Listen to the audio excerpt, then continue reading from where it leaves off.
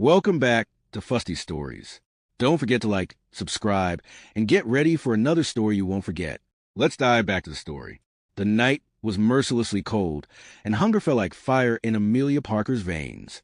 She sat beneath a flickering streetlight, clutching her thin coat around her trembling frame.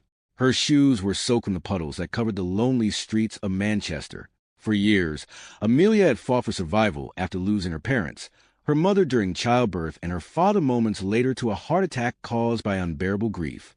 With no relatives, no home, and no steady income, life had become an endless test of endurance. She cleaned dishes in cheap diners, swept shop floors, and slept in abandoned buildings. Every day was a silent war against hunger and despair. But that night, with her body weak and her stomach empty, even hope seemed like a luxury she could no longer afford. Rain began to pour harder as Amelia stumbled through the dark alleys, searching for anything edible, a thrown-out sandwich, a forgotten apple, even crumbs. She was shivering when she noticed a silhouette lying on the wet pavement ahead.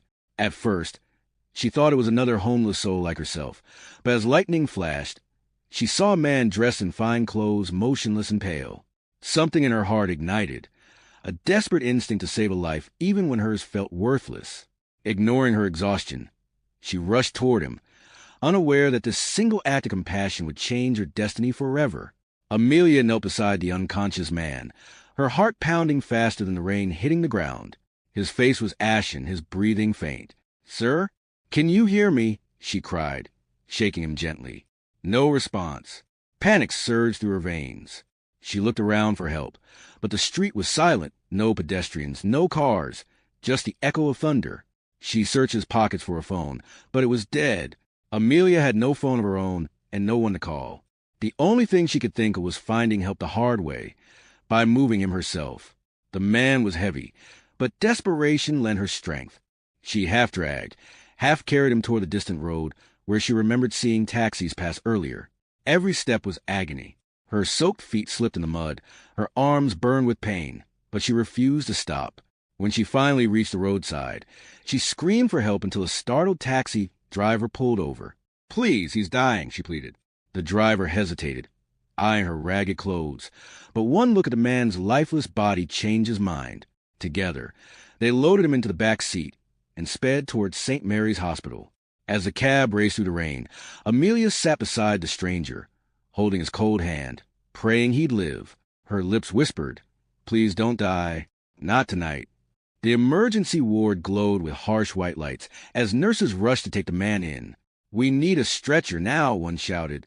Amelia followed, her clothes dripping water onto the polished floor. She had never been inside a hospital like this before, not as a patient or visitor. The antiseptic smell stung her nose, and fear crept into her heart. After what felt like an eternity, a doctor approached her, a tall man with calm eyes and a name badge that read Dr. Lewis. "Are you a relative?" he asked. "No, sir. I just found him on the street," Amelia replied nervously. The doctor sighed. "He's lost a lot of blood. If we don't get a donor immediately, we might lose him." Without hesitation, Amelia said, "Take mine." The doctor hesitated, glancing at her frail frame. "Are you sure? You look weak." "Please," she insisted, her voice trembling. "Just save him." Within minutes, she was lying on a hospital bed beside the stranger, a needle in her arm. The machine beeped steadily as her blood flowed into him. Despite her dizziness, Amelia felt an unfamiliar warmth inside her, the feeling of purpose. She didn't know his name, but she was willing to give him life, even if it meant risking her own. Hours later, the world around Amelia blurred into a haze. The transfusion had drained her, and she drifted between sleep and faint awareness. When she finally woke, she was in a chair beside the man's hospital bed. Sunlight filtered through the curtains. The man stirred, groaning softly. His eyes opened, clear gray eyes filled with confusion. "Where am I?" he murmured. Amelia stood quickly. "You're in St. Mary's Hospital. You collapsed last night, and I brought you here." He turned his gaze toward her, studying her pale face and trembling hands. "You saved me?" he asked in disbelief. "Yes," she said simply. I just couldn't leave you there." He tried to sit up, but the nurse urged him to rest. "You've been through a lot, Mr. Harris," she said. That was when Amelia first learned his name, William Harris. She repeated it quietly, memorizing it. William turned his head toward her again, his expression softening. "Thank you. Miss Parker," she whispered. "Amelia Parker." A faint smile touched his lips.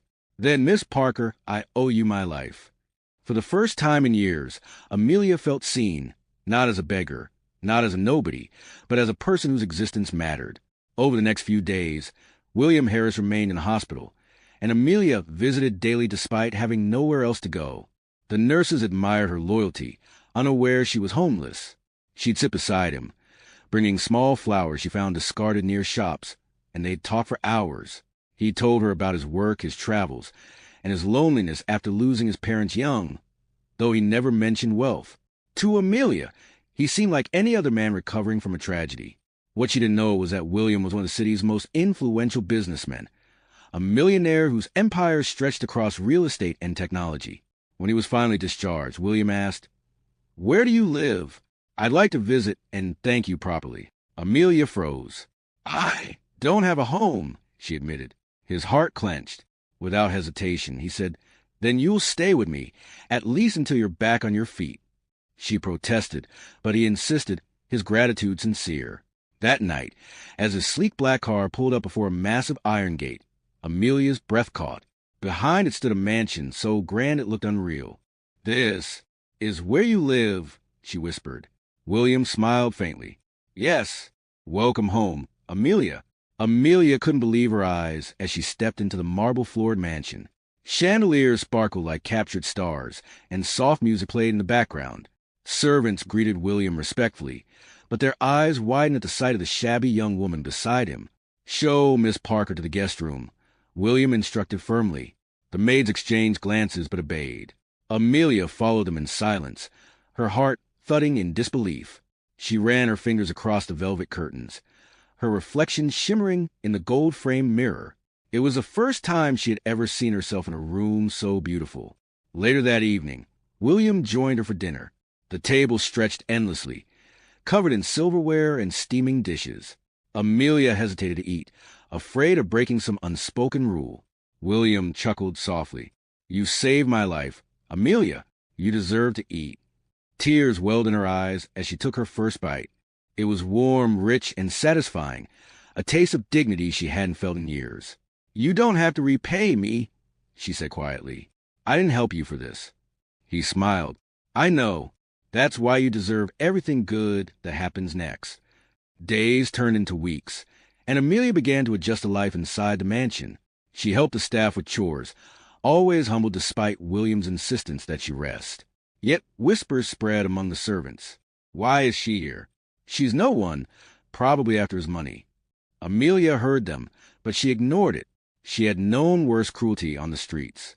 Still, she often wondered who William really was. His office was filled with awards, photographs with political figures, and newspaper clippings bearing his name. One evening, curiosity got the better of her, and she searched online using his computer. Her breath caught as article after article revealed his true identity: William Harris, CEO of Harris Holdings, net worth £85 million. Shock overwhelmed her. She had saved a millionaire without knowing it. That night, when William found her on the balcony staring into the rain, he asked what troubled her. She hesitated before confessing, "I know who you are now." He smiled faintly. "And does it change how you see me?" She shook her head. "You're still the man who nearly died in the rain. Nothing changes that." His eyes softened. "That's what makes you different, Amelia." Something unspoken began to grow between them. William found peace in Amelia's presence, her kindness a quiet balm to his restless soul. She, in turn, felt something she had never known before: safety. He taught her how to read financial reports, how to use his library, and how to dress confidently. The mansion staff began to respect her, noticing how William's eyes followed her every move. But Amelia remained unaware of the affection deepening in his heart. To her, he was simply a man she had helped, and she owed him gratitude for changing her life. One evening, they sat by the fireplace. William gazed at the flames before saying softly, "You remind me of my mother. She had that same heart, the kind that gives even when there's nothing left." Amelia smiled sadly. Maybe that's why fate crossed our paths. Silence settled between them, heavy with emotion neither dared to name. Then, thunder rumbled outside, echoing the night they first met. Amelia turned to him, their eyes locking. In that moment, words were unnecessary. Both felt something beyond gratitude, a connection forged in pain, sealed by compassion. Wealth attracts envy, and soon rumors began to spread in the city's upper circles. William Harris has taken in a beggar girl, the tabloid sneered. Reporters camped outside the mansion, speculating about Amelia's intentions. William ignored them, but Amelia couldn't. She overheard two of his business partners during a dinner. She'll ruin his reputation. The word stung. That night, she packed her small bag quietly. But before she could leave, William found her by the door. "Where are you going?" he demanded softly. Tears filled her eyes. "They're right. I don't belong here, William. I'm just no one." He stepped closer, his voice firm. "You saved my life. Amelia, you belong wherever I am." She looked up at him, trembling. "But people—" "Let them talk," he interrupted. "They don't know what we've been through." For the first time, he reached for her hand. "Don't run away from kindness. You've lived without it for too long." That night, he made her promise never to doubt her worth again. Weeks later, the mansion was quiet under a golden sunset. Amelia stood on the balcony, the wind brushing her hair as she gazed at the garden below. William joined her, dressed in a navy suit, nervousness flickering in his usually calm eyes. "Amelia," he began softly, "you walked into my storm and gave me light. You gave blood to save me and love to heal me." She turned, startled by the emotion in his voice. "William," she whispered. He dropped to one knee, holding out a small velvet box. Inside, a diamond sparkled like captured sunlight. Amelia's hands flew to her mouth. "You can't mean I do," he said simply. "I love you, Amelia Parker. Will you marry me?" Tears streamed down her cheeks as memories of her lonely nights flashed through her mind. The orphan, the beggar, the girl no one noticed, now chosen by a man whose heart she'd unknowingly revived. "Yes," she breathed. 1,000 times yes. As he slipped the ring onto her finger, the world seemed to pause. The rain that began to fall felt softer this time, like a blessing. The day of Amelia and William's wedding dawned beneath a golden sky. The mansion grounds bloomed with white roses and silk ribbons fluttering in the breeze. Guests from across the city arrived in expensive cars, whispering in awe that the millionaire bachelor was marrying a woman with no past. Amelia stood before the mirror in her wedding gown, simple yet breathtaking, her eyes glistening with disbelief. She had never imagined herself walking down an aisle, let alone marrying the man whose life she once saved. When the church doors opened and she saw William waiting at the altar, everything else disappeared. He looked at her not as a savior or a debt repaid, but as the woman he wanted to spend forever with. As she walked toward him, tears blurred her vision. The choir sang softly, the scent of flowers filled the air, and in that moment, Amelia's entire world shifted. When William slipped the ring onto her finger and whispered, "You are my miracle," the congregation stood in applause. Their kiss sealed more than a marriage. It sealed a destiny neither could have predicted. The orphan girl who once had nothing now stood as Amelia Harris, wife to one of the most powerful men in the city. Yet beyond the applause and joy, fate was quietly weaving its next test. Marriage brought Amelia a new world of comfort, but not everyone celebrated her rise. Behind the polished smiles of William's associates hid contempt. Some whispered that she had bewitched him. Others doubted her worth. The mansion's elegance, once a haven, now felt cold with judgment. William tried to shield her, showering her with gifts and love, but she noticed a silent distance from his business partners, especially from Victoria Hale, a striking woman with an interest in William that went beyond friendship. Amelia treated her with grace, but Victoria's smirk always carried venom. Amelia tried to fill her days with purpose, helping the staff, visiting hospitals, and starting a charity for orphans. Her humility drew admiration from the public, yet also fueled envy from those who despised seeing a once poor girl shine. William reassured her constantly, reminding her that love mattered more than reputation. But deep down, Amelia sensed a fragile balance in their world. Wealth brought comfort, yes, but it also brought enemies hidden behind designer smiles. Still, when she looked into William's eyes at night, she believed love could weather it all. She didn't yet know that her goodness would soon be tested in ways her heart could barely endure. Rumors began to swirl through the tabloids, claims that Amelia had manipulated William into marriage for wealth. Paparazzi photos showed her handing envelopes to strangers, twisted into scandalous headlines. William dismissed them as lies, but investors grew restless, doubting his judgment. The stress took its toll. Late one evening, Amelia overheard a heated conversation in the study, William's advisor accusing her of destroying his reputation. "She's bad for business," he sneered. "People are pulling out of your deals." Amelia froze, heartbreaking as William defended her fiercely. "She's my wife, not a mistake." But as days passed, tension grew. Victoria Hale began visiting more frequently, offering comfort under the guise of business support. Amelia tried to ignore it, but every time she saw them together, doubt flickered in her eyes. She had saved William's life once with her blood, yet now it felt like she was losing him to whispers and deceit. The walls of the mansion that once symbolized safety now echoed with silence.